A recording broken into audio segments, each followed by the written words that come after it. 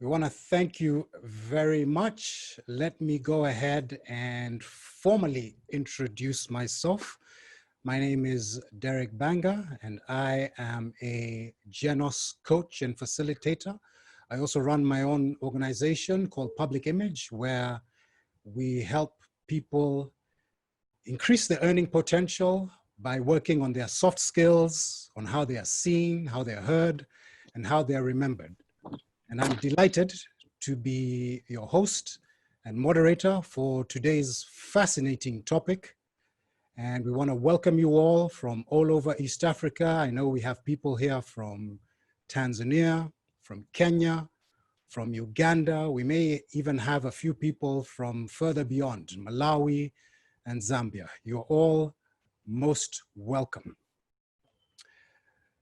Typically, these sessions, which we've run over the last few months, we will like to actively seek your participation. And so the chat will be open for you to put in your questions to our panelists and also allow you to interact with our panelists and with each other. So we are certainly encouraging you to do that.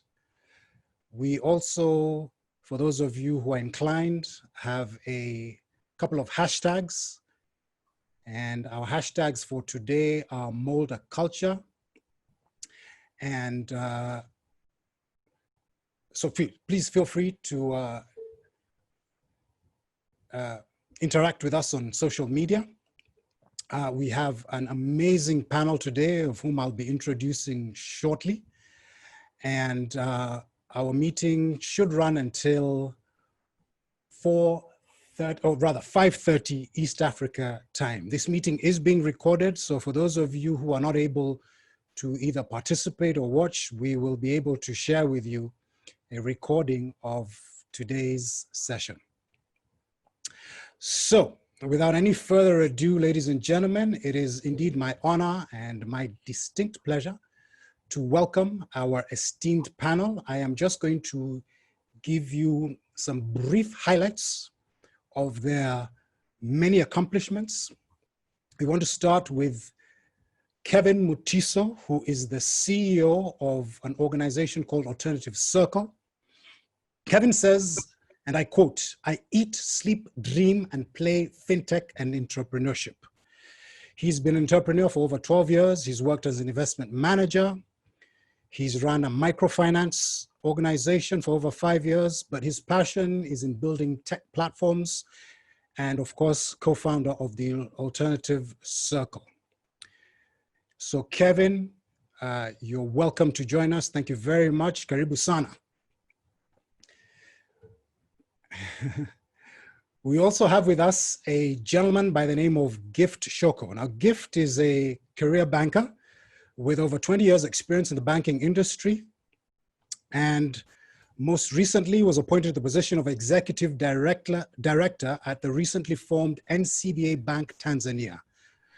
Before that, he was the chief executive officer of Commercial Bank of Africa Tanzania, where he was in charge of steering business of the bank. He's also worked at numerous other banks in Zimbabwe and Nedbank, also in South Africa. He has a vast experience in commercial and merchant banking, and he is indeed somebody whose opinion we are greatly looking forward to on this interesting topic of emotional intelligence, particularly as it relates to artificial intelligence. So, ladies and gentlemen, welcome Gift Shoko. Karibu sana.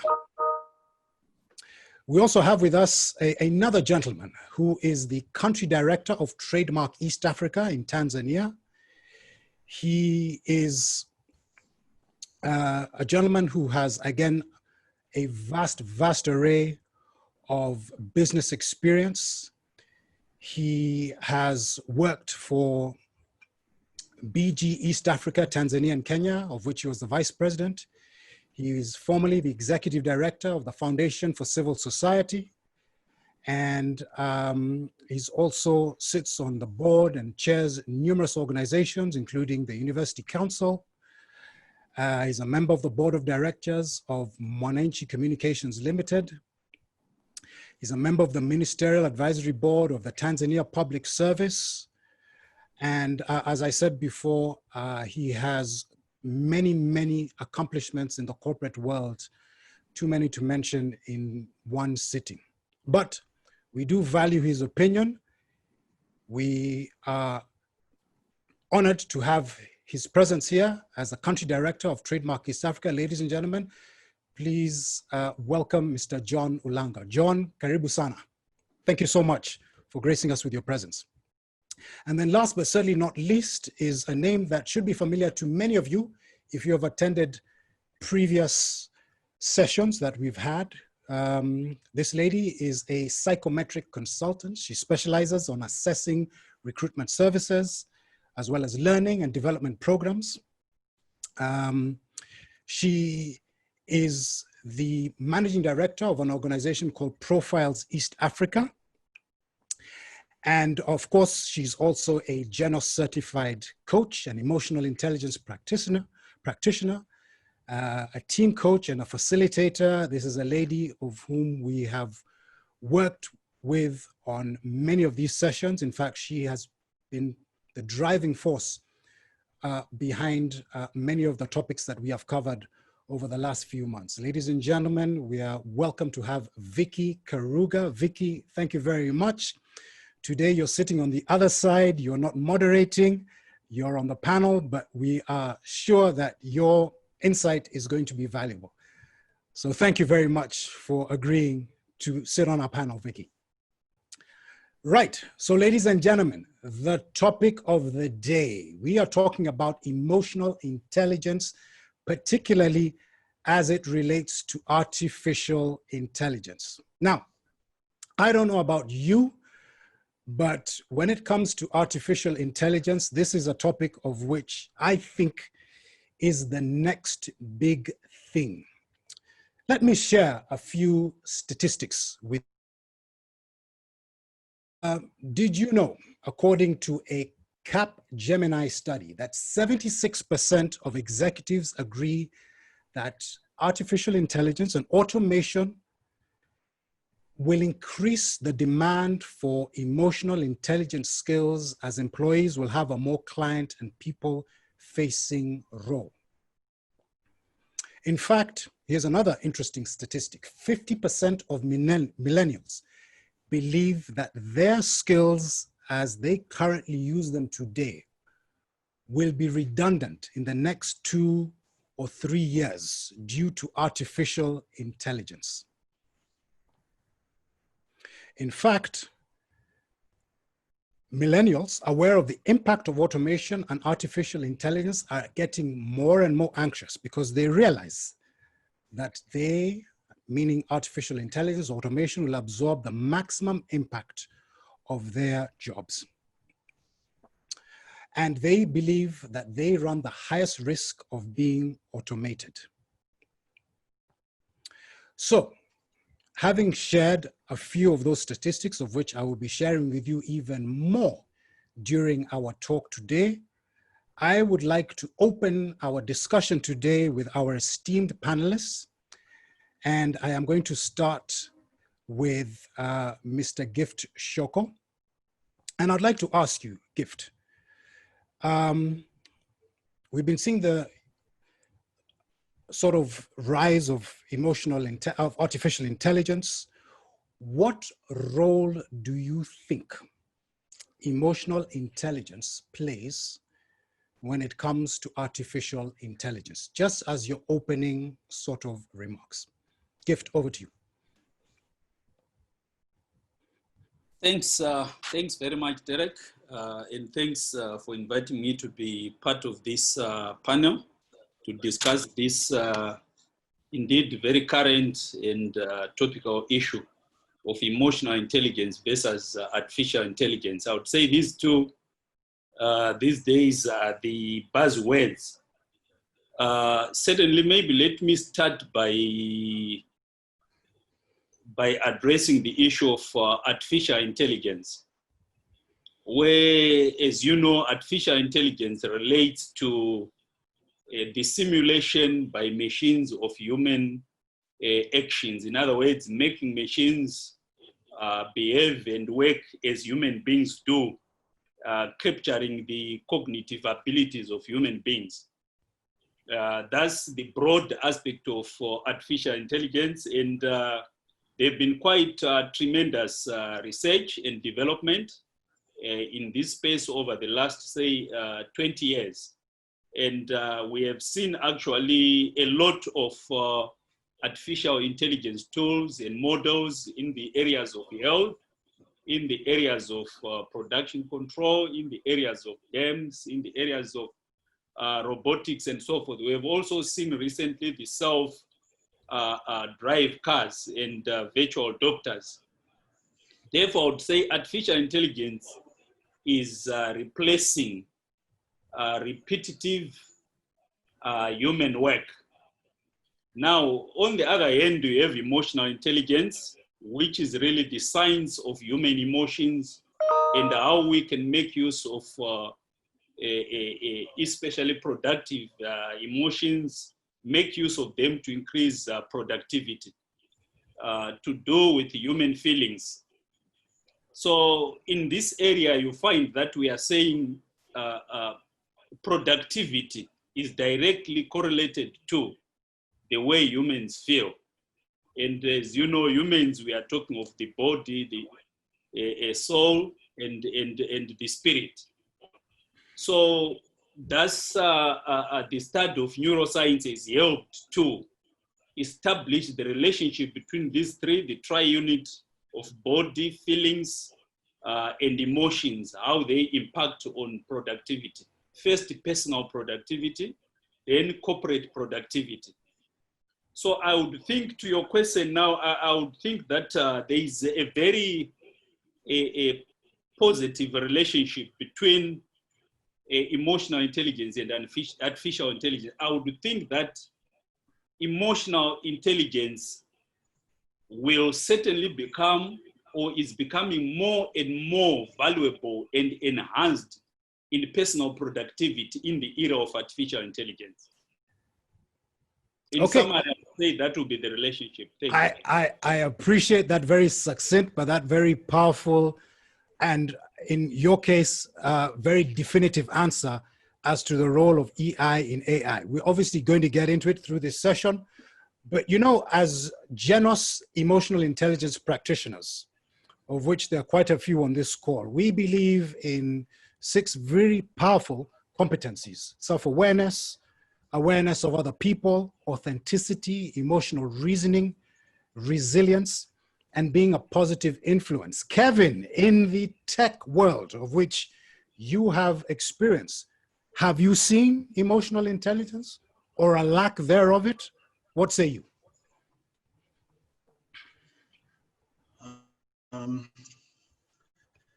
Thank you, everyone. Thank you for tuning in on this beautiful Friday afternoon.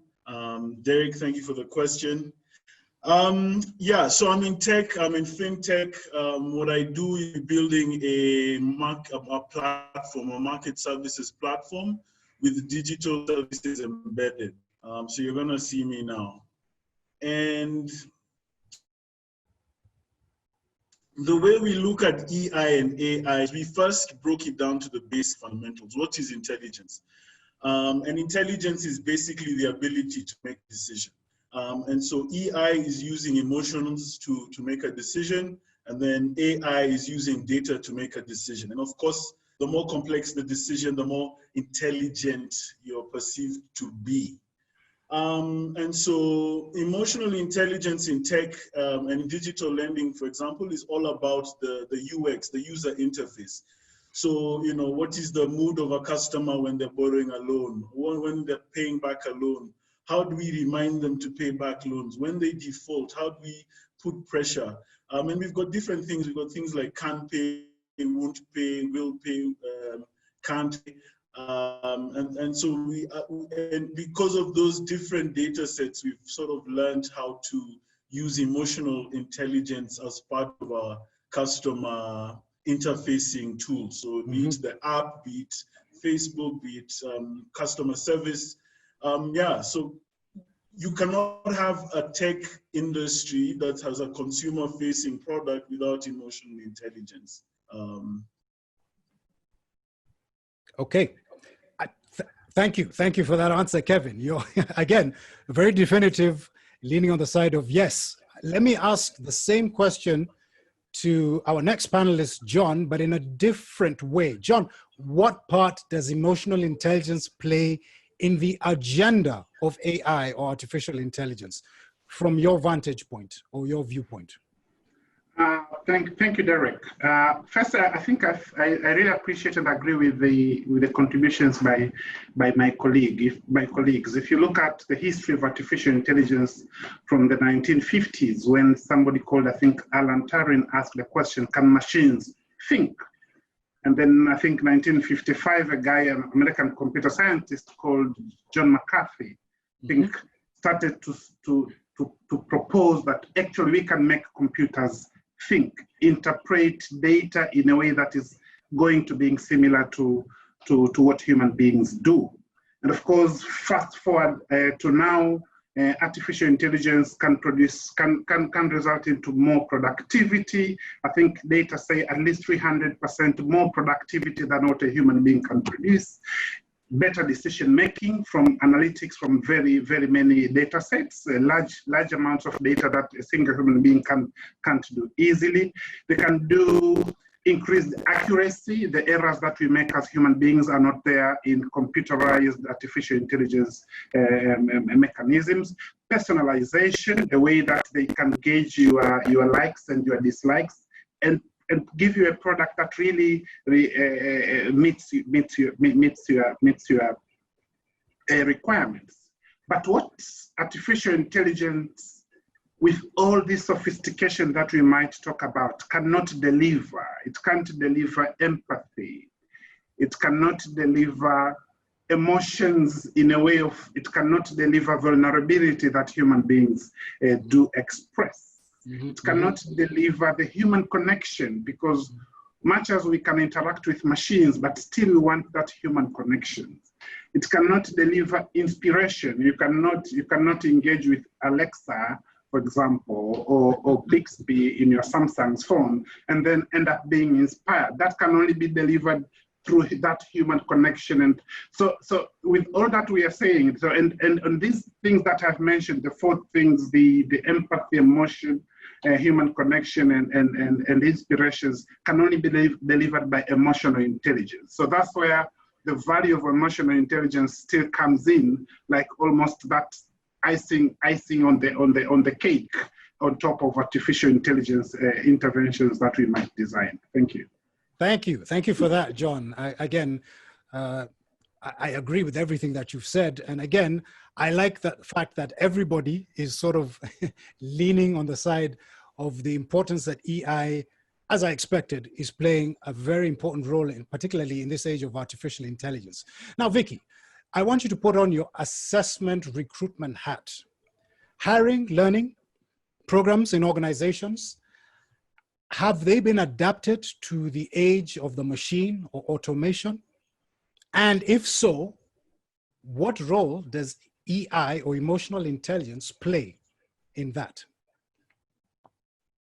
Thank you, Derek. Hiring and learning. I want to first talk about how we do things in terms of currently, we still hire for IQ. We still hire people because of a certain measure of intelligence that we deem that they need to have for them to come on board to do one thing or the other. Of course, that has been debunked over the years, and we've talked about a lot of other intelligences, if I can put that. There's practical intelligence, emotional intelligence, there's the IQ as we know it. And so we find that the practice still remains a bit rigid, and people still hire for IQ. Whereas I think Kevin would be the best person to tell us about what's been going on. But with the advent of artificial intelligence, I mean, we've seen the leap in the last few years from where we were when 4G came. We saw what happened to our phones. We saw what happened to what we could do with our own phones. And we saw that disruption happening. So at that particular point, what we really do need to do is start teaching people to be able to open up, to be free thinkers, to accept the possibilities that they might not even be aware of at that particular moment. So I believe a change needs to happen from the way that we're hiring. We need to hire not only people who are smart. I remember there's a quote from Warren Buffett. He says that if you have average intelligence, the rest is just temperament. Mm-hmm. The rest is just, not letting emotions get in your way. So if you have people who are like the majority of us, we can do math 1 + 1, 2 + 2. We no longer need to compute those large algebra, the people being drawn calculations. Then you just need to give them that space to be able to take advantage of what AI has to offer so far. And with their creative thinking, with the skills of connecting with people to share ideas. And I think that's where the spark will come from, that ability to connect with others and start getting better and better with the products that we get. Okay, again, thank you, Vicky, for sharing that with me. I just want to remind everybody, for those of you who want to engage with us on social media, our hashtags are hashtag EIWorks and hashtag #MoldACulture. And again, our chat is open. Please feel free to pop into the chat a question to either myself or to the panelists. We'll try to get through all of them. Now, what I'd like to do, ladies and gentlemen, this might come as a surprise, is I'd like to share one of my most favorite videos, certainly that I use during my sessions. So let's see if technology is going to work. I'm going to click on this, and I would like to play this and get your feedback based on what you are about to see.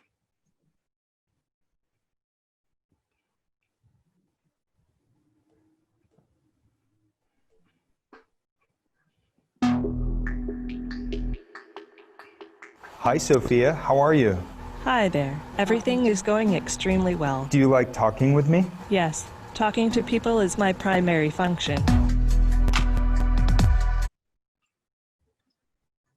Sorry, folks, I'm just going to enlarge that video so that you can see it in its sort of full glory.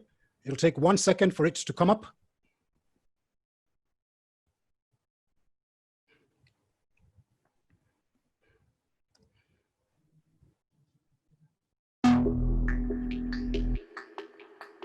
Hi, Sophia. How are you?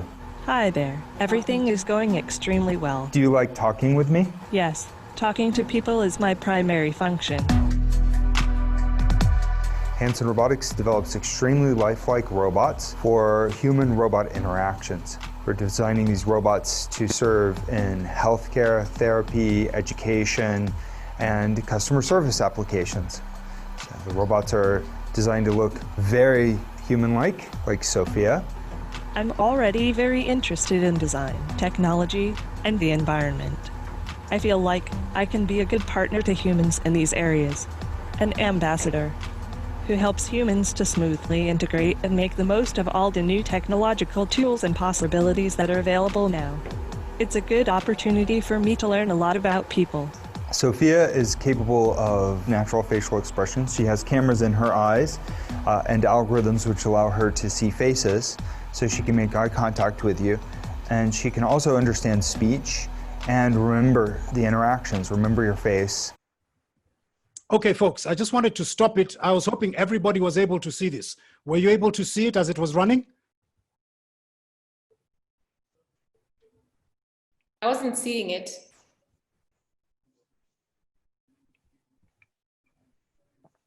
Okay, let me try and see if I can. If we can't get it to play, that's not a problem. We can always go back to something else. But that was Sophia, the famous robot. And this is one of the most advanced artificial intelligence robots that is out there right now, and very lifelike in terms of the way that she interacts with human beings. I wanted to find out, and let me start with Kevin, since you are our tech guy, even though fintech is your area. I wanted to find out from you, Kevin, when it comes to artificial intelligence, and as somebody who plays in this space,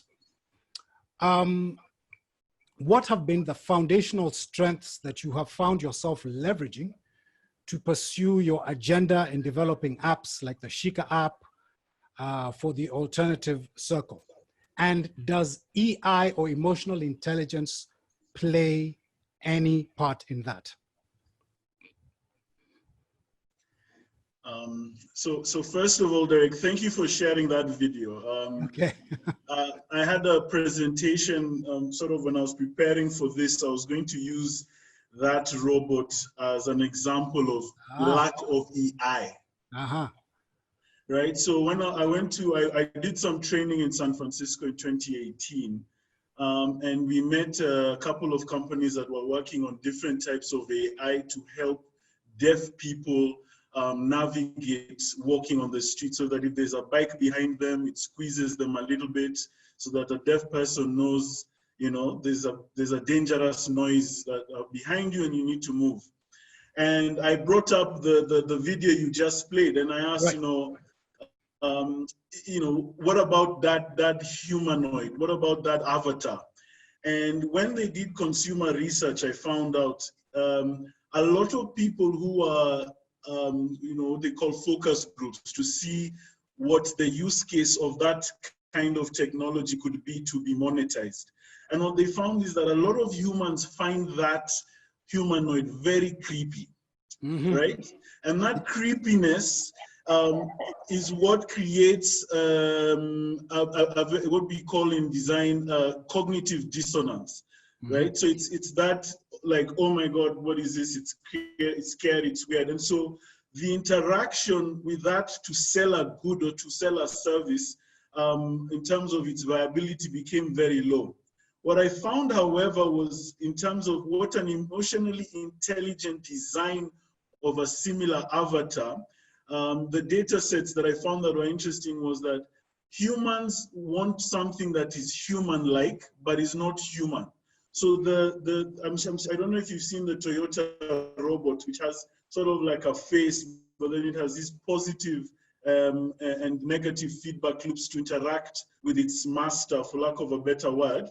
And that interaction, even if it was light, even if it was a simple wave, just made the customer or the potential customer more comfortable with interacting with that interface.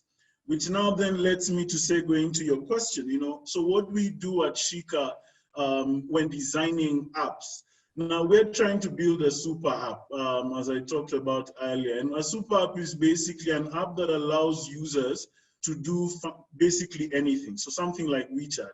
And our core demographic is the entrepreneur. So we've been designing a tool that the entrepreneur can use in this 21st century. And the idea is that we want to combine emotional intelligence at the highest standard, combined with artificial intelligence, to allow the entrepreneur to achieve, and an entrepreneur just wants to make more money. So if we can allow them to make more money with this product, that is our objective. So that's how we design at Shika. And so I'll give a couple of examples that we've used. One of the interesting things we learned very early on, and I repeat this everywhere, so if you've heard it before, please forgive me. It's just that I found it so fascinating.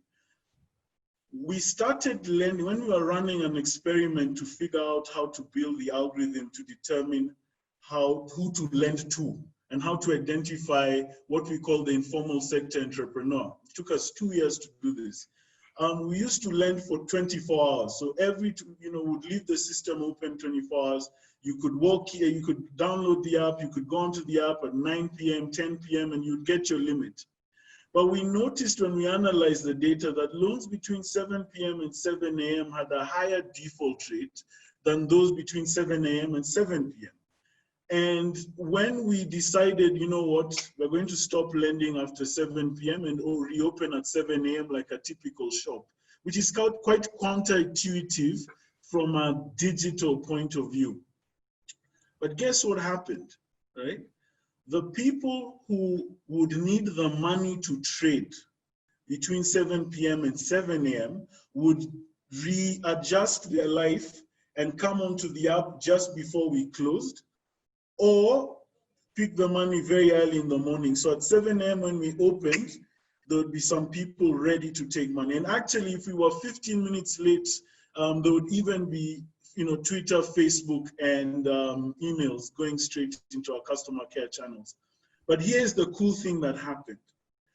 Those that would take the money for impulse, who are more likely the ones who are going to default, stopped taking loans. And once we got the system right, and if you're in tech, you know that every new upgrade always comes with its issues. But once we got the rhythm on that 7 a.m. to 7 a.m., 7 p.m. cycle, our volumes remained the same, and our default rates went down. So we were now more profitable and serving the same number of customers. So that's how we use emotional intelligence in combination with AI, because the algorithms that we determine who to lend to is all data driven. It's not Kevin Mutiso sitting at the back saying yes, no. It's all data driven. So in our industry, we have to use emotional intelligence. I could speak about this forever. So tell me when I have to stop. But like another thing we use emotional intelligence in tech is we define products in two ways. Are we a painkiller or we are vitamin? A painkiller sorts out an issue immediately, right?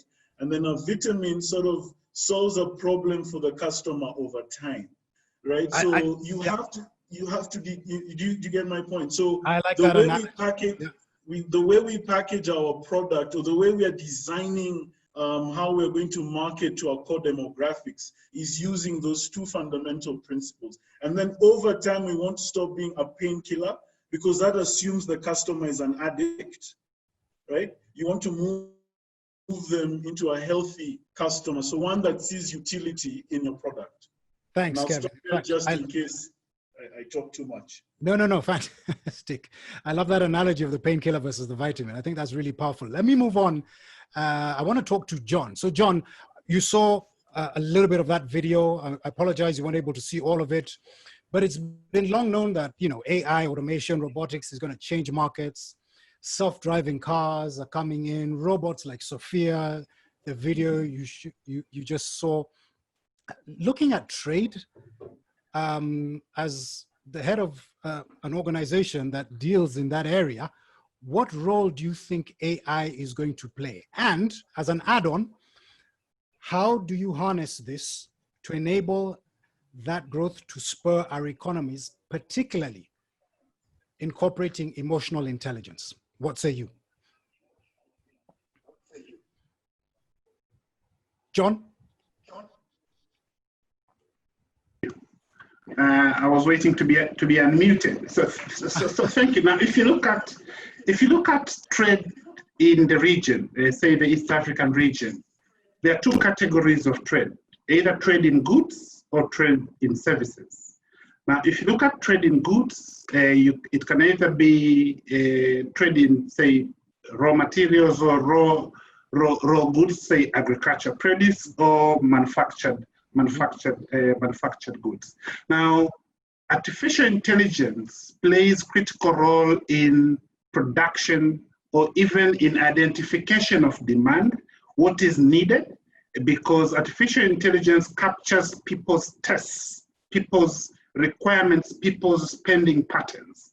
So artificial intelligence will say, Tanzania produces a lot of agriculture products that is needed in Kenya, for example, or that are needed in Kenya, and during what period, of what quality, of what quantity, and that data is captured and could be processed and could be used by, say, Tanzanian companies to fulfill that demand and, of course, make money out of it. So artificial intelligence can be used in identifying demand. It could be used to influence and to improve production processes. Remember, when you asked me earlier about the benefits, the first benefit is improved productivity. And therefore, if we can embed artificial intelligence in our production processes, it means we can increase efficiency, increase production, but also increase profitability. It can be used to facilitate trade. in terms of automate some trade facilitation processes and minimize human interventions, and therefore reduce errors and improve transaction time and reduce transaction costs. Now, that's broadly it. But more importantly, our economies are moving into, or some of us are already into middle income, and we want to move into higher middle income, probably even into higher income. And that requires a systemic shift from trade in goods to trade in services. If you look at the high income economies, their large contribution on their GDP comes from services and not necessarily from goods, much as they do still manufacture quite a bit, but trading services is important. And artificial intelligence itself is a service. They anticipate by 2024, 2025, the global valuation of artificial intelligence will be around $3 trillion. Now just imagine $3 trillion. Now, will East Africa even capture 10%? Absolutely not. Can we even capture 1%? That's going to be miraculous. So if we really want to transform trade within the region, we need to start working with the likes of GIFs, with the likes of Kevin, of saying, to what extent do you also want to become the hub of artificial intelligence for the sake of capturing the demand in it?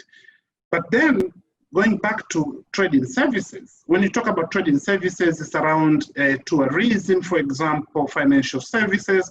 There, we cannot ignore the value of human interaction. It means as we are to move more into trading services, we need to use AI to support our back-end offices, back-end operations or back-office operations, and then use emotional intelligence to improve the quality of our front-end services. And that's why if you look at the economies that are seriously investing in emotional intelligence, because we cannot replace the front end, the customer-facing or customer engagement type of services with the AI, the machines. You still have to have people. And because of that, these people need to be emotionally intelligent individuals. So that's what I say for now. I'm seeing a recurring theme here, John, something that you have echoed. Kevin said, I'm going to see if that same theme resonates with Gift. So Gift, you have this amazing background in banking and finance. You know, there's a new generation of customers that they often prefer to engage, say, for example, when it comes to putting their money in certain investment vehicles, so actively managed funds. But rather than engaging those actively managed funds by a fund manager, they want to go for passive ones that are actually managed or run by an algorithm or by analytics. Now, from your vantage point in banking, people want to stay relevant in this profession. What skills, given what I have just said, do you think employees, staff, people who are on this meeting, what skills do you think they will need to focus on? Something that maybe AI has trouble replicating? What say you? Thanks, Derek. Thanks for that. Certainly, AI has brought a lot of complexities to the financial service sector as a whole. I think Kevin has already said in terms of the loan granting process, which is basically algorithmic, that has been captured into systems. I would say if you look at the 80s and 90s, if you looked at banks, the biggest number of staff were in the back end, the back office. Back office ratio to front office, which is customer facing staff, was actually skewed towards the back office because there was a lot of work that was being done, most of it being repetitive, as my colleague Kevin was saying. Now all that with artificial intelligence is fast disappearing. You find that we are actually now moving from the back office, taking staff from there and retraining them. Therefore, in terms especially of emotional intelligence, how I see maybe the next few years, not many, happening in the financial service sector, is that we'll be seeing a lot of the self-development competence of emotional intelligence, where actually people have to go with the times. You can't reverse the wind of change that is coming with artificial intelligence. All repetitive tasks, like what I said, all cognitive, the reasoning abilities are being captured and put in systems, and systems are now capable of doing that. So what happens now is it's freeing human labor. It's you said, I liked what you said when you were starting that recent research has shown that millennials are so much afraid of redundancy. Certainly, the key weapon that can fight that redundancy is self-development. That competence of emotional intelligence is very critical. That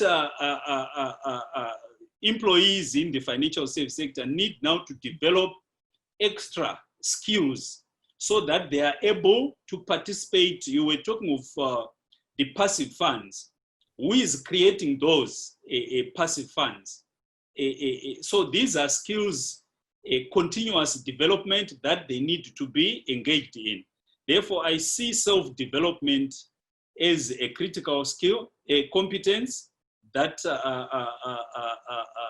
employees in the sector must possess, because machines are taking over what they were doing before.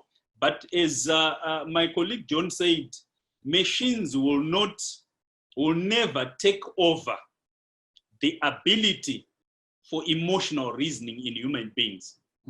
So therefore, we need to continuously renew that ability in human beings. We need to expand our horizon in that area.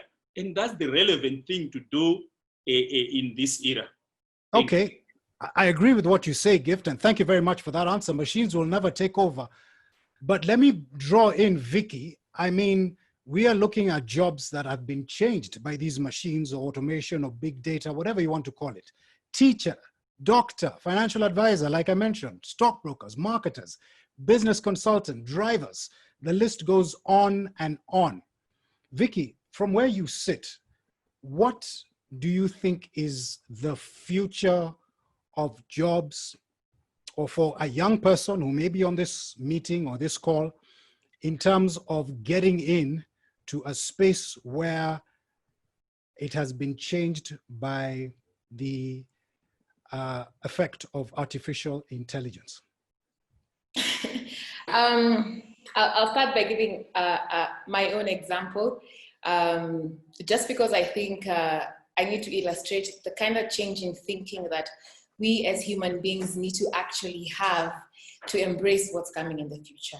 I mean, you've listened to Kevin. He's talked about he's thinking in algorithms, he's looking at data, he's really seeing what patterns people are playing out. But Kevin he said he lives, he breathes fintech.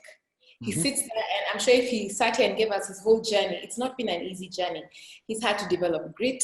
He's had to go through all those hard times. I remember he gave a talk once and he said he's had to test his friendships, his relationships. So many things across the board have had to be tested, and that doesn't come easy. So as a mother first, I ask myself, okay, fine. I am taking my children through a particular set of curriculum because I'm expecting the same results that my parents expected of me. So I'm taking them through the same system. They're going to become the same things as me. And the future is telling me that what we are currently doing is irrelevant. So when am I going to spend the time to sit and ask myself, what do I really think is a correct thing to do for my children? Not what I want, not the Ivy League, the everything. What is really the correct thing to do for my children? And I think that starts coming from a very introspective place. Yeah? You have to start thinking in terms of, one, am I really in the rat race? Am I just keeping up with the Joneses? Or do I really want to understand that the future, for me as it was now, is not the future for them? That's just one example. The second thing is, there's a saying that I really like. Human beings the thing about human beings is that we have Paleolithic emotions. We still react the same way we reacted 10,000 years ago to fight and fright. Every time we're in danger, we still react the same way. We have medieval institutions. We still want to do things in the same way. And I'm sure Gift will tell me how long it takes for you to just change something in the bank that you can see thinking forward would be of a lot of benefit. And then we have godlike technology. We have this technology that has come to us that gives us so many advantages. So I think of it in this way. One, the gig economy is coming. People are going to trade for skills. Yep. They're not going to trade for masters, they're not going to trade for PhDs unless they're academicians. People are going to trade for skills. People are going to develop a lot of community things moving forward. I actually see the world coming back to where it started, where we were all this village and we all took care of each other. But even with AI comes the question of ethics. And if the people who are in this space, again, are not mindful of the things that then they have control over. And I like talking about the attention economy because sometimes you have to realize that you on the other side control, like Kevin was telling us, for him, I mean, and this is rather interesting, they notice the people from 7 a.m. to 7 p.m. because there's a certain kind of buying tendency that was. But how many people will sit and think about, I don't want to be a painkiller. I don't want to be someone who serves the needs of an addict. I want to grow you. And that comes from a space that is deeper than just making money. Yeah, and comes from a space of, I think, deep reflection. And that has to be the way that we move. We do not feel threatened about the possibility of our jobs being taken over. We open our minds. We think of the huge possibilities and the changes that are coming. And I think for me, as a parent, is to let go of that fear and start embracing the things that, even if right now they may not seem, I'm sure if Kevin gives his journey, at the beginning, everyone laughed at him, but embracing the things that right now do not seem to make sense. Giving the millennials, and the millennials giving themselves, and I don't like calling them millennials, but the young people, giving themselves the opportunity to fail and fail forward. Because that is essential for us as East Africa to be able to break that barrier that Gift and John have actually spoken about. It is essential for us to be able to break now into that other higher service of the services that we offer in East Africa. Okay, thank you for that, Vicky. So what I'm sort of the mood in the room, if I can read it, hopefully as an emotional intelligence practitioner, is what you're all saying is that don't necessarily fight this progress of technology, whether it's machine learning or artificial intelligence, trade, fintech, banking, but make it fruitful and complementary, particularly to this skill of emotional intelligence, which actually is a must-have. So folks, we're going to take a little break. I want to go into the chat and see what people are saying. Again, get the mood of the room. I can see a couple of questions in here. Let's start off here. Someone is asking, John, as a leader, how do you think we can successfully strive to ensure a humane element, or an imprint, if you will, is left behind when dealing with the current growing AI realm? Or do you think that AI can fully replace mankind's functionality? What say you, John? It's a tough question. That's a tough question, but let me, as I'm thinking how to best respond to that question. When Vicky was talking, I was looking back, thinking about the so-called industrial, or the various industrial revolution processes. You know, at first they were meant to automate manual processes from being manual to mechanical. And then they went into dealing with numerical. The invention of computers addressed the numerical processes. And then we went into analytical. How do we automate and deal with analysis a lot more? And artificial intelligence has captured a bit, of course, everything of what I've said, plus a bit of basic emotions, which I might call, not the full emotional intelligence and or emotional processes. And Remember, there's a saying, you tell people, they're working like machine. You needed to be, I mean, one was proud to be called like they're working like machines, because machines, in terms of being very mechanical, very, very, very robust, but machines have not been able to capture the full emotional processes. And the day that happens, that is the day we can create a superhuman, because then you have machines with full emotion. So emotional intelligence really remains valuable, because that's the only now difference between humanity and mechanistic automation of machines, you see? Now, to the question, our only opportunity to leave that footprint is to be as humane as you can. Mm-hmm. And that's why probably I will sound like a broken record, but people will remember people who are more emotionally intelligent in terms of being aware of themselves, like we were talking about those pillars, being aware of others around them, being able to manage themselves, being able to manage relationships. Because remember, there's a saying that at the end of the day, people won't remember what you said or what you did. They will remember how you made them feel. Now, this how you made them feel is about how emotionally intelligent you were. You can make them feel bad and they remember that forever, and you leave that negative footprint in their hearts forever. Or you can make them feel good, feel inspired, feel loved, and you can leave that footprint forever. So the value of emotional intelligence is the only thing that differentiates us from the AI machines that now we are touching and engaging with every now and then, or every day actually. Thank John, you. I couldn't agree with you more, and I love that quote from Maya Angelou, if I'm not mistaken. Let's go back into the chat and see what people are saying. There are a few comments here. Hector, he says, thank you to all the speakers and panelists. He's learned a lot. So far, you have captured the fact that AI and EI works together, especially if you want to harvest better results. Nico Dhiambo in Kenya says, I'm more excited than worried about my future in the age of AI.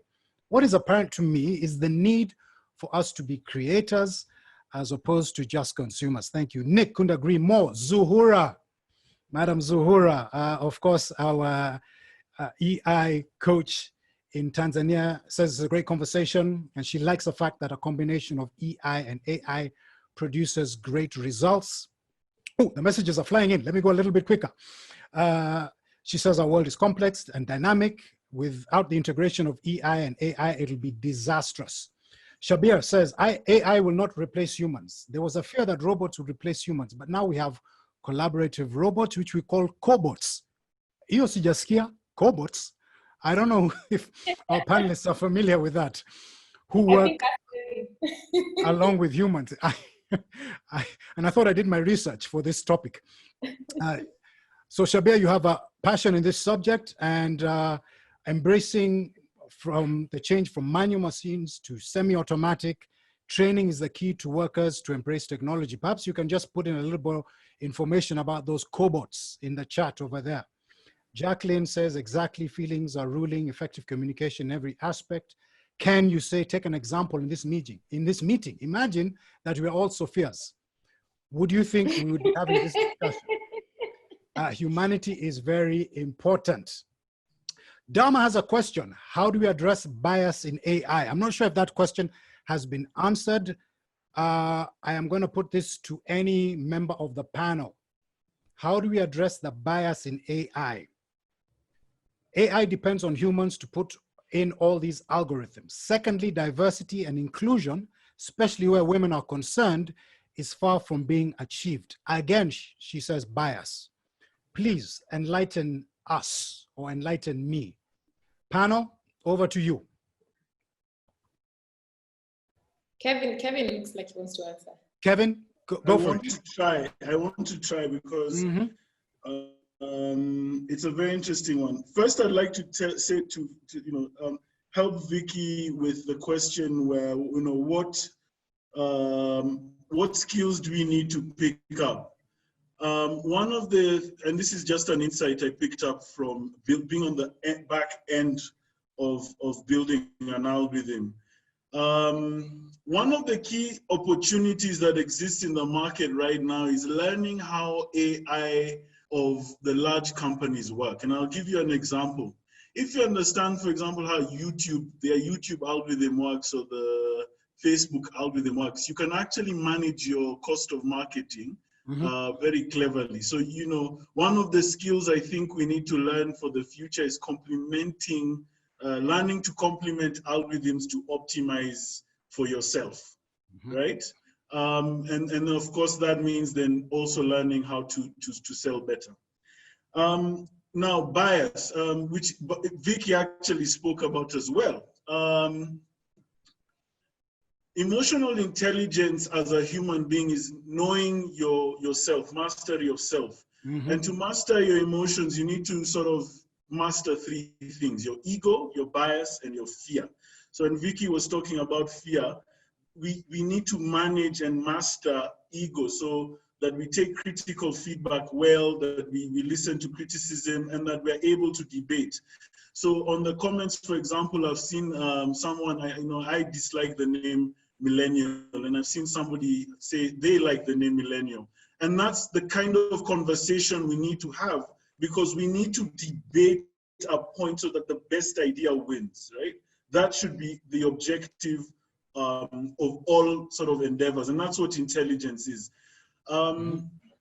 So now to bias. Now, one of the things I'm seeing when you're building AI is that bias, because AI is being taught by feeding in data, it depends on the data that's being fed in. And there's a very interesting fight that's about to happen in Africa, by the way, which is the Corpus AI, which is the AI of voice and of language, right? I think the opportunities that exist is who's building the AI for Kikuyu, Luo, Kamba, Yoruba, Igbo, you know, all these other African languages. Because the way you sort of manage bias is that the data you feed into it has to come from all these different diverse sources. And if you were going to do one for Swahili, and you did only Nairobi Swahili as the data set for the corpus of Swahili AI, you would find that Kenyans would hate you, the DRC guys would have issues, there'd be issues in Zanzibar as to the effectiveness of that corpus. So what's my point? The point is that bias can be fixed by ensuring that the data sets you use are from diverse perspectives, which is where emotional intelligence plays. It's knowing that when I'm building this artificial intelligence for this particular purpose, I have to be emotionally intelligent to know that it can't be my only data source that is used to build this. I need to be aware that it needs to be consultative and collaborative. So I hope I've tried to answer the question. Thank you. I like that. I like your response, Kevin. Does anyone else want to add something, John? I want to add something. Yeah, please go ahead. I just want to add on to what Kevin said. I mean, the fact that, you know, you have to be collaborative, you have to be consultative, you have to realize that the data that you're getting must be inclusive. And for that, you have to foster those connections. And that cannot happen, I think, if, as actually Kevin put it, if we start chasing ego. Because if you start chasing ego, first thing that happens is start chasing your own agenda. Now, your own agenda could be a mansion, a hot car, you know, it could be various things. It could be financial stability. And once you start chasing those things that I think, without really recognizing the greater good, become a bit selfish for that journey, then you will lose track of the need then to develop systems that encompass everyone, that reduce that bias that goes. So there's a lot of, I think, mind shift that needs to happen, so that when everyone starts something, they can see the greater good. They're willing to ride the journey through and not take the short course. Maybe it's not for everyone, but if it's not for everyone, then you, as the person who's been privileged to be either the leader or the person with the idea has to also develop those skills that allow you to impact this particular set skills to the people that are with you so that they can go with you on the longer journey. Speaking of skills, thank you, Vicky. Here's a question from somebody who's a self-professed millennial. Maria, as a millennial, I'm still curious on how to keep improving skills and which skills to acquire that are relevant to the pace at which the change we're discussing, is occurring in the world. Some of us are in university and have been educated in the old curriculums that do not suit future demands. What do we have to do? Our chief execs on the panel, John and Gift, what do you have to say to Maria the millennial?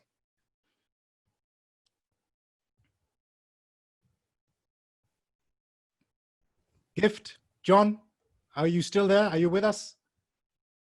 Thanks. Thanks. First, before I go to that, I just wanted to add to what Vic was saying with regards to the bias, AI bias. Just a quick addition there, that the only way we can eliminate bias on AI is to be involved and not to be left out. So the best, for example, the starting point, this platform is a good starting point where we should have many of these to discuss, especially as Africans, so that we are included. If we are not included, we include ourselves. The world will never wait for us. So we need really to take the initiative to include ourselves, because AI operates on the same technology concept of giggle, garbage in, garbage out. So let's not wait for others to feed in garbage into us. Like what Kevin was saying, our languages, that's one of the rich cultural attributes of a human being. Our languages, do we participate to aid them into this artificial intelligent world? So I thought I should add that. Coming to the student, I would say there is no generic answer to say do this program or embrace this course or this skill. But what I would encourage is for students to be well versed with the trends, like what we are discussing now.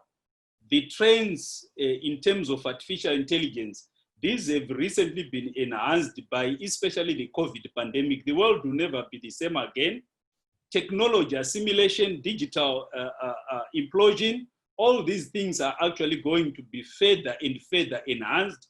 And it's for you as a student to make sure that you find your space in these competencies and make sure that you learn as much as you can. I meant to go to a university where there is a degree in emotional intelligence. But I would tell you, to me, when I learned of it, I'm just about to be certified as an emotional intelligence coach to understand the human being's function. Let me tell you, as a senior manager of a company, it's a critical skill that you need to have. But I never learned it at college. So it's really for you as a student to go all out, don't be left out with the world trends. You would rather be a participant rather than a stand-by critic where you wait and see.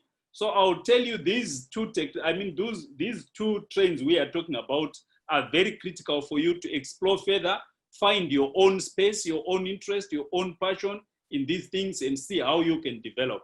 Thank you.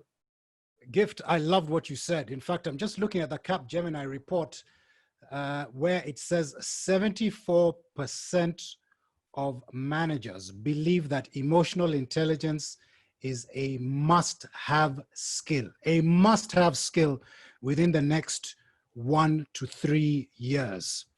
John, I wanted to get your perspective, again, just speaking to Maria and other young people in university. What skills do you think they should be acquiring in this age of automation and artificial intelligence?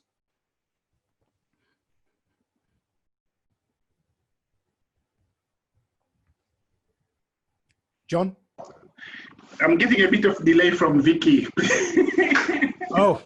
Yeah, okay, you're guilty, Vicky. No. So I think first, and just like Gift, I would like to go back to that question of biasness, just for a minute. And if you look at the survey you are referring, look at the countries they interviewed the CEOs. Most of them are from the developed societies. So when I was perusing through that report, my question was, where is Africa? Where is our region?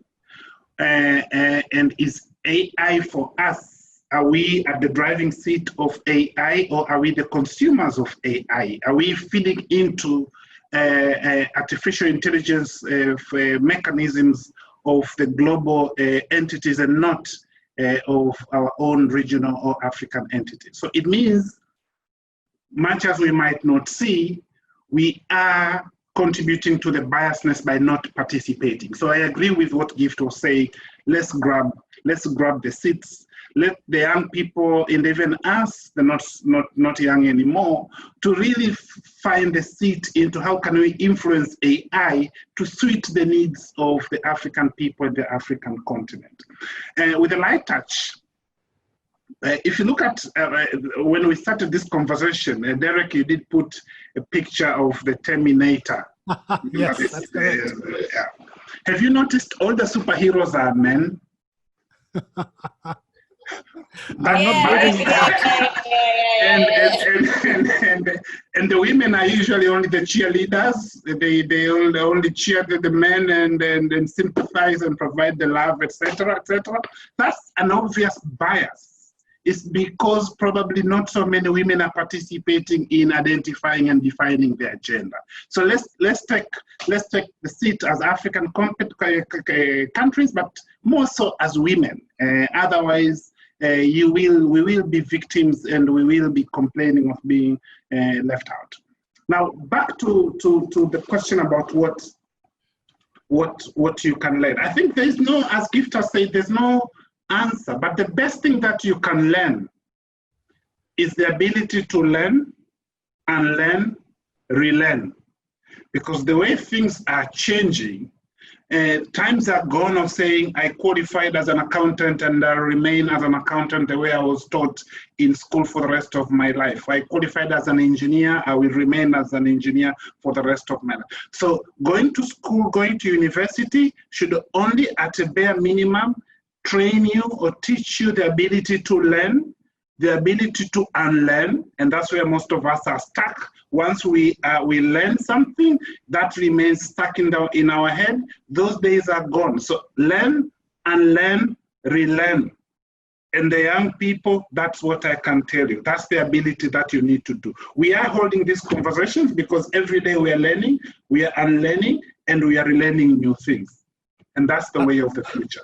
Asante, John. I will just say here that somebody has emphatically said there is Wonder Woman as heroine. In fact, 2 people have said that. So, but it's about 5:15, ladies and gentlemen. We have 15 more minutes of this amazing conversation. I want to make sure everybody gets in whatever questions, contributions they have.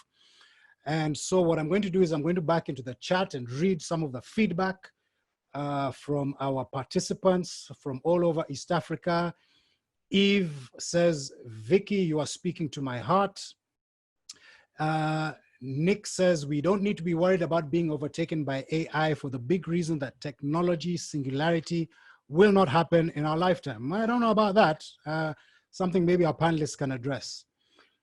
Dharma says, thank you, Gift. Like that perspective a lot. Be involved, don't leave it to others. Shabir continues to say, irrespective of curriculum, one needs to upgrade their skills. Couldn't agree with you more. Learning is a never-ending story. Once we graduate, we have the tendency not to upgrade our skills. I am upgrading my skills now and learning about artificial intelligence. Let's see here. Walter says, thank you, Gift. I've decided not to be left behind. I will be a participant. Somebody else says, this is a great conversation. Latifa, this forum is quite insightful and thought-provoking. Thank you to our wonderful panelists. We have here again, I think it is Lynn, who was actually responding to what Maria had said. Maria, I'm also a millennial, almost graduating. I believe campus students have a lot of time. You don't have to squeeze your mind to the syllabus. Expose yourself to the world. Learning new things has never been easier. We have YouTube University. As I've learned a lot away from schooling during COVID-19, more than I would have learned in school. So the messages keep coming in. I'm looking for a question here. I'm seeing a lot of comments. Somebody from Swaziland, Karibu. And somebody again just saying, thank you for the wonderful session. Emotional intelligence is a subject that hasn't been thoroughly explored, since emotions in themselves are a touchy subject. We need to learn, relearn, exactly what you were saying, John, as well as connect with ourselves even before exploring and how to understand others. All right, thank you very much for your comments. Please keep them coming. I'll try and get to all of them before we end our discussion. Back to our panelists. Now, I shared some of those interesting statistics with you at the beginning, and I wanted to find out, perhaps as we do a round robin, as we're closing our conversation, let me go to Kevin. Kevin, do you think that emotional intelligence absolutely has a place to play in artificial intelligence, particularly from the world of fintech that you come from? And specifically within emotional intelligence, what is it that all of the people who are on this call can work on? So I want a specific EI skill that can be applied in your world. Okay, that's a fantastic question. I think before I get to what we can unlearn, I'd like to just say, because I guess this is also my closing remark, right? Thank you so much, John. You brought something to the forefront that we rarely talk about, which is unlearning. You know, there's learning, relearning, and then there's unlearning. And one of the big issues that we will have as a society, as a culture, is that we need to solve some of our cultural issues. I love that today we're speaking of molder culture. And one of the things we will need to do as a society, as a culture, as Africans, as Kenyans, as humans, is learn how to unlearn. Because there are certain things that we've held as truths that keep us sort of behind. We need to be able to identify those things. But there are also those things that we have learned over the years, thinking that it's the way things should work. But then now we've realized, oh, you know, we need to unlearn that and recalibrate. So, John, I thought that was brilliant. Thank you for bringing that to the front. Fintech, emotional intelligence, as I said, is just as important as artificial intelligence. You know, Steve, you know, talked about the importance of design. Today, UX, UI, user interface, user, you know, is the rage of the day, and you cannot design a user interface. If a human has to use your product and you want it to be successful, emotional intelligence is just as important as artificial intelligence. And so customer care, ease of use, cognitive dissonance, understanding those key terms is critical. And then what do you need to do? What's the key thing that I think people should do? To master your emotion, you need to learn how to empathize. And so the challenge I'd give our participants today is find that one person who irritates you the most, be it your mother, be it your father, your wife, your sister, when you're trying to make an argument because they make you feel some type of way. That visceral reaction is either ego bias or fear, right? And then instead of attacking them for that comment or thing they've said, try and just make a logical argument without any emotion. And it'll take time, but the moment you're able to do that with somebody that has such great influence, you will realize that you've now started mastering emotion. Just closing, I had a big issue with my dad. I dropped out of university. It wasn't the best decision for me. It wasn't the smartest decision according to my dad. And of course, we never talked for many years. And so when I even started my business, as Vicky said, he was one of the people who really was a master. Kevin, I think you're breaking up a little bit, but I just want to pick on what you said. My ego, which is where a lot of the Okay, fantastic. I loved what you said about empathy, and that actually speaks to me, particularly as we're going through this experience of our world changing, this black swan, where empathy is needed now more than ever. And empathy, to me, is a skill that we all have. We just need to know how to activate it.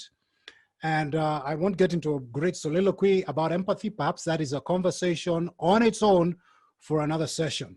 Gift, I'm going to ask you the same question. What is the must-have EI skill in this age of AI and automation?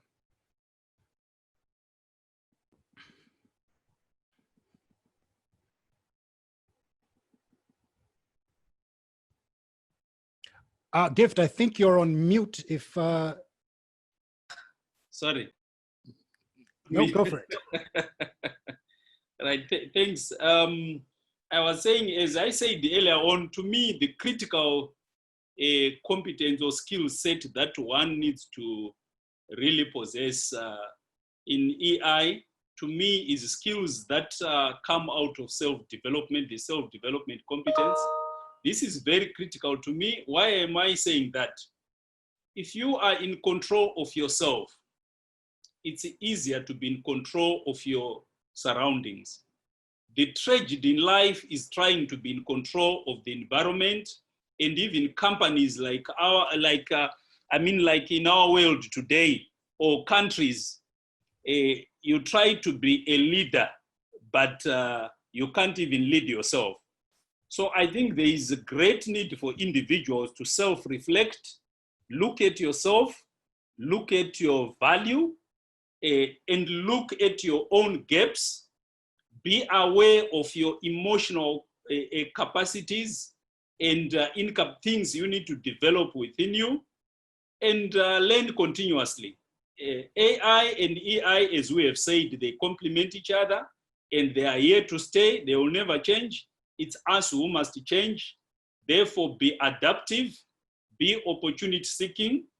And as my colleague John has said, don't hold on for too long, and learn and change. If you hold on for too long, you become irrelevant. And I think these two subjects that are brought here, they must be actually enable us to renew ourselves. Africa needs leaders, and leaders with empathy. We can only have that empathy if we embrace self-development. Thank you. Asante sana. I like the unlearning. And again, you've reiterated this empathy. Vicky, let me go to you. So EI is a must-have, not a nice-to-have, core capability for the future workforce. Which competency of emotional intelligence?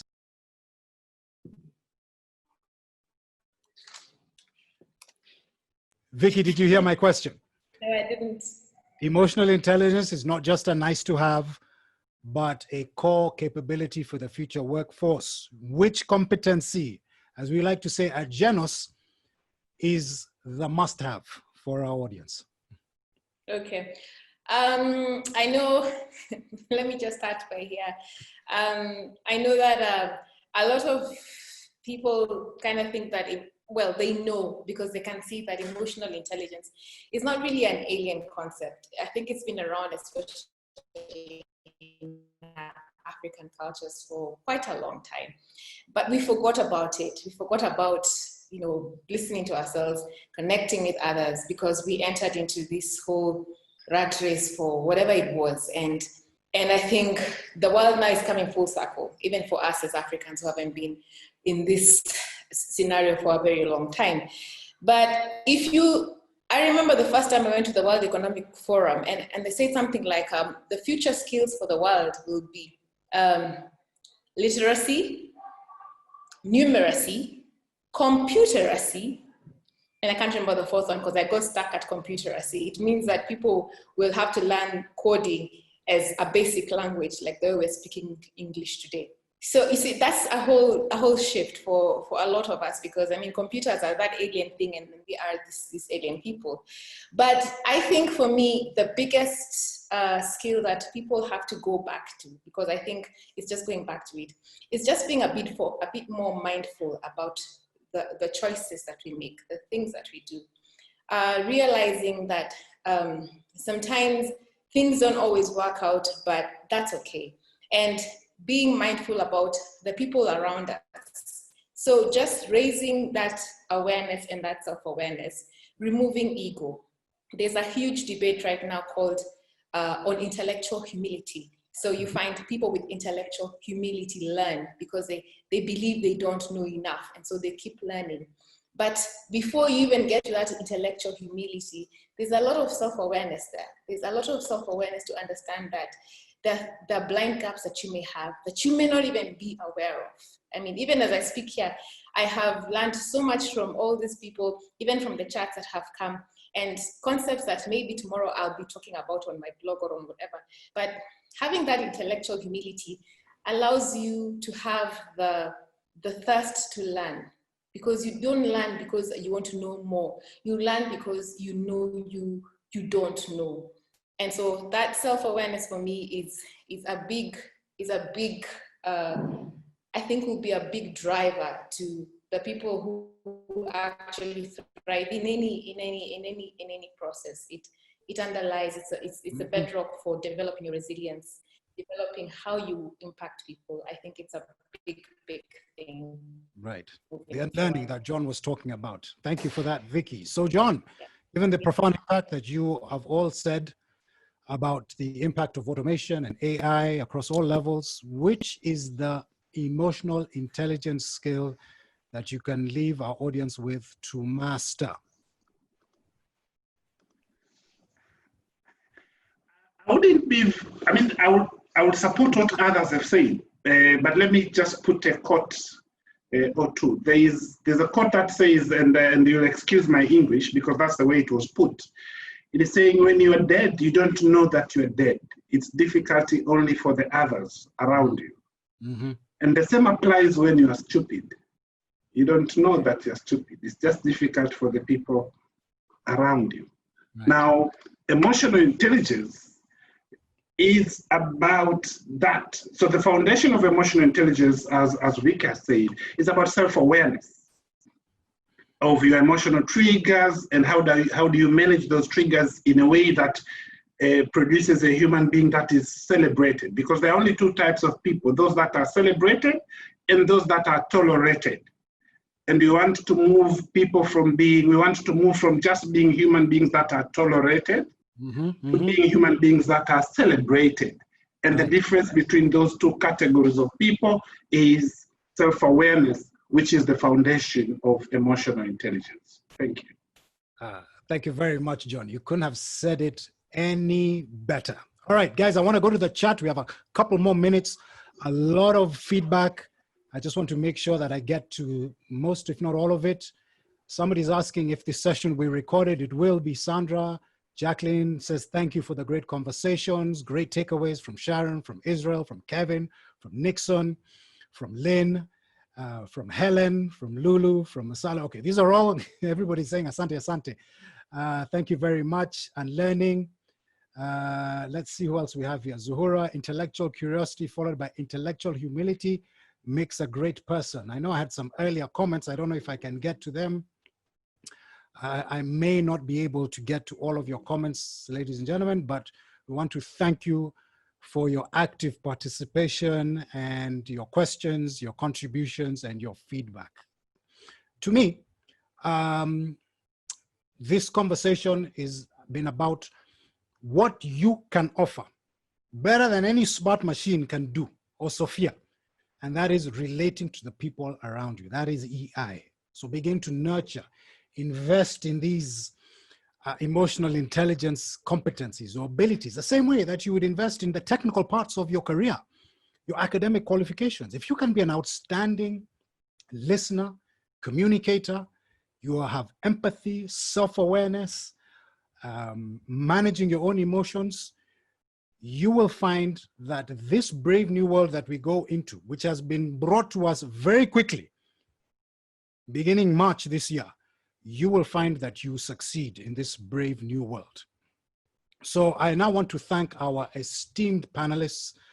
We were really, really grateful to have the insight of Mr. John Ulanga. John, of course, is the Managing Director and CEO, or the Country Director, I should say, of Trademark East Africa in Tanzania.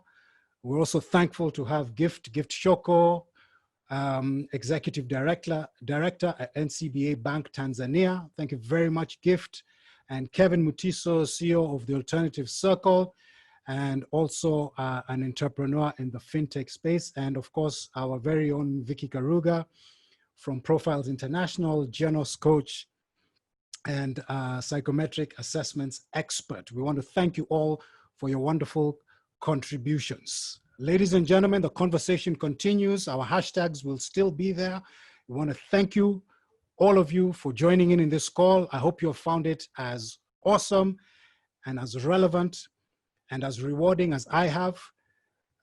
Conversations like these also happen because we have a wonderful team working behind the scenes. They're rarely seen, but they do make these things work. So I want to thank the team, Ruth and Stella and Adil and everybody else at Profiles International. I want to extend a special thank you to Madam Zuhura from Tanzania, again, for helping bring our panelists together. And to all of you, I want to wish you an emotionally intelligent weekend. God bless, and we will see you soon. Asanteni sana. I think I want to thank also TM, Terracotta, TM. Oh, how could I forget? Terracotta. The wonderful team at Terracotta, thank you so much. Thank you, Vicky, for reminding me of that. Violet, Davis, Sheila, thank you very much. Asante sana.